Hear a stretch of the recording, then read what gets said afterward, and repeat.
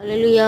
ఈరోజు జీవవాక్కు ద్వారా దేవుడు మనతో మాట్లాడుచున్న మాట, ప్రతిష్ఠితములగు ఆభరణములను ధరించుకొని ఆయన ఎదుట సాగిలపడుడి అని కీర్తనకారుడైన దావీదు మహారాజు గారు కీర్తనల గ్రంథం 29వ అధ్యాయం 2వ వచనంలో రాసిన విధంగా, ప్రతిష్ఠితములైన ఆభరణాలు ధరించుకొని ఆయన సన్నిధికి వెళ్ళాలి అంటే, ఆయన ఎదుట సాగిలపడాలి అంటే దాని అర్థం వెండి బంగారాలు అటువంటి ఆభరణాలు ధరించుకొని వెళ్ళడం అని అర్థం కాదు. కానీ వెండి బంగారం అన్నిటికంటే కూడా విలువ కలిగిన ఆభరణాలన్నిటికంటే కూడా వాటి కంటే విలువ కలిగిన జ్ఞానం అనే దేవుణ్ణి ధరించుకొని ఆయన సన్నిధిలో సాగిలపడి నమస్కరించాలి.